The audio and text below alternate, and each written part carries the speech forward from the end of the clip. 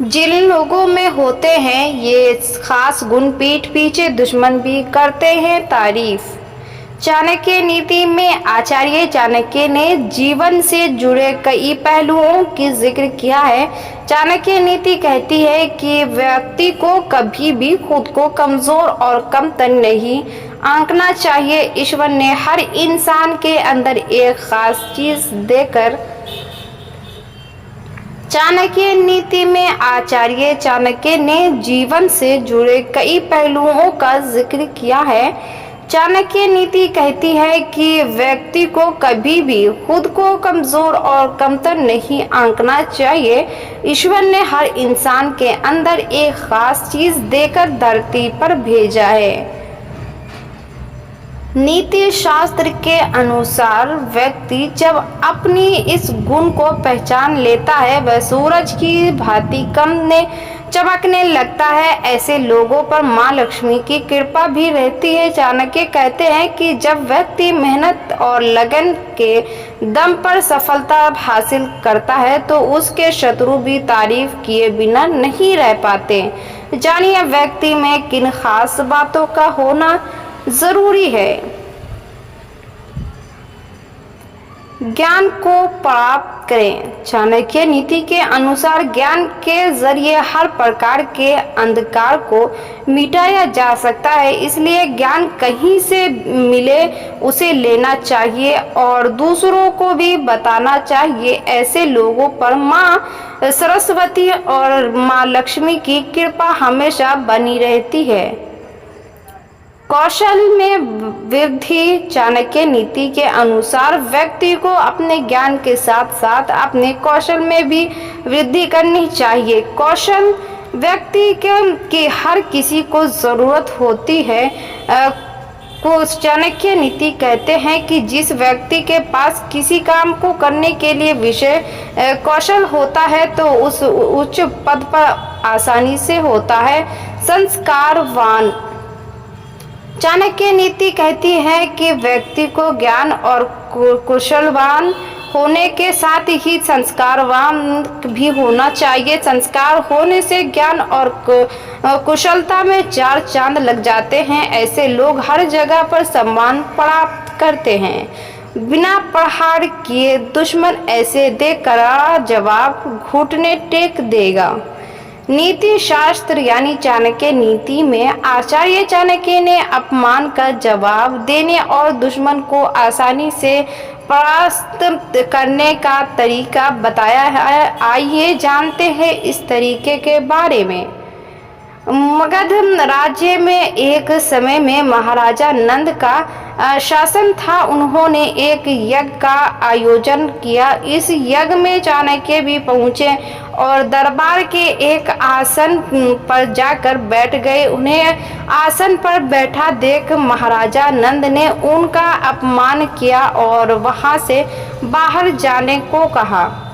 इस पर चाणक्य ने कहा कि मनुष्य अपने गुणों से ऊपर होता है, ऊंच आसन पर बैठने से नहीं। हालांकि चाणक्य को महाराज की बात इतनी बुरी लगी कि उन्होंने अपनी नीतियों के बल पर नंद को सत्तम के हटाकर न केवल अपमान का बदला दिया बल्कि असाधारण बालक चंद्रगुप्त को भारत का नेता बना दिया। अपने नीति शास्त्र यानी चाणक्य नीति में भी उन्होंने अपमान का जवाब देने और दुश्मन को आसानी से परास्त करने का तरीका बताया है। आइए जानते हैं इस तरीके के बारे में। अनुलोम मैन बलिन प्रति मैन दुर्जमन आत्म लुवन शत्रु वनियन बलैन व। चाणक्य नीति के इस श्लोक में आचार्य चाणक्य कहते हैं कि मनुष्य को अपने शत्रु के बारे में पता होना बहुत जरूरी है, क्योंकि शत्रु कमजोर है या बलशाली इसका पता होने पर ही उसके खिलाफ नीति बनाई जा सकती है। चाणक्य कहते हैं कि अगर दुश्मन आपसे ज्यादा शक्तिशाली है तो उसे हराने के लिए व्यक्ति को उसके अनुकूल आचरण करना चाहिए। वही अगर दुश्मन का स्वभाव दुष्ट है, वो छल करने वाला है, तो उसे हराने के लिए उसके विरुद्ध यानी उसके विपरीत आचरण करना चाहिए। साथ ही चाणक्य कहते हैं कि दुश्मन अगर आपके बराबर का है तो उसे विनय पूर्वक या बल से मात देना चाहिए। वो कहते हैं कि हथियार से वार करने से उससे अपने नीतियों को जाल में फंसाना चाहिए ताकि वो चार कर भी निकल न सके। अपमान को लेकर चाणक्य कहते हैं कि मनुष्य का अपमानित होने पर चुप रहना चाहिए और अपमान करने वाले की तरफ देखकर मुस्कुरा देना चाहिए। वो बताते हैं कि मौन सबसे बड़ा हथियार होता है। मौन की स्थिति में सामने वाले को आपकी स्थिति के बारे में पता नहीं चल पाता।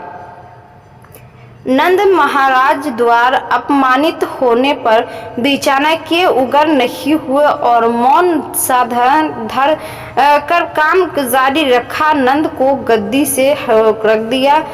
इन तीन लोगों से भूल कर भी ना करे दुश्मनी, नहीं तो जान भी जा सकती है। चाणक्य ने कहा है कि तीन तरह के लोगों से कभी भी दुश्मनी नहीं करनी चाहिए। ऐसा करने से आप अपनी जिंदगी को खतरे में डाल सकते हैं। आचार्य चाणक्य कहते हैं कि इन तीन इंसानों से भूल कर भी बैर नहीं लेना चाहिए।